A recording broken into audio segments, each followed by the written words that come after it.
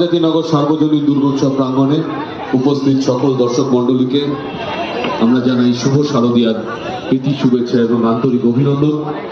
মহাষ্টমীর শুভ সন্ধ্যায় হাজারে হাজারে দর্শনার্থীরা আমাদের পুজো মণ্ডপে উপস্থিত রয়েছেন।